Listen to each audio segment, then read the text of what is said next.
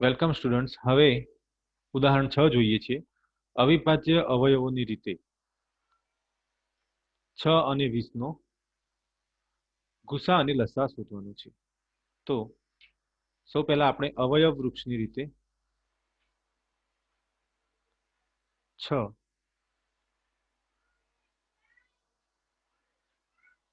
ને 2 વડે ભાગીએ એટલે 3, 2, 3.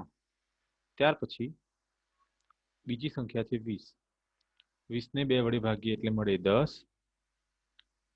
ત્યાર પછી 10 ને પણ 2 વડે ભાગીએ એટલે મળે 5. 5 આપણને અવિભાજ્ય સંખ્યા મળી ગઈ છે.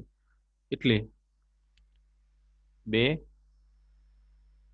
2 અને 5. બરાબર. હવે આપણે શું કરીશું? 6 ના અવયવો લખી દઈશું 2 ગુણ્યા 3. ત્યાર પછી 20 ના અવયવો લખીશું 2 ગુણ્યા 2 ગુણ્યા 5 એટલે કે 2 ની 2 ઘાત ગુણ્યા 5. વિદ્યાર્થી મિત્રો, સૌ પહેલા ગુસા શોધવા માટે જેમ આપણે આગળના દાખલાઓમાં કર્યું તે રીતે 2 ની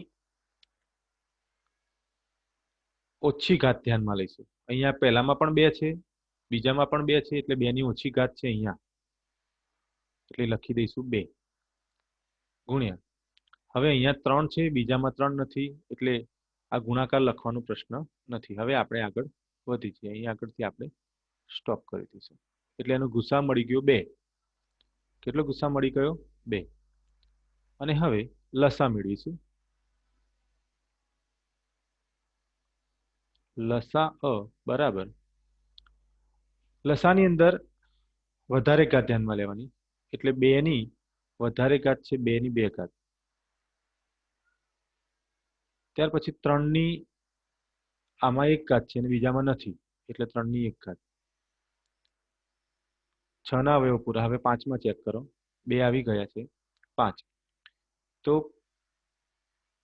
5 ની વધુમાં વધુ ઘાત 5 જ છે, બરાબર. એટલે 2 નો વર્ગ કેટલો થાય? 4. 4 ગુણ્યા 3 12, 5 60. એટલે જવાબ થશે 60.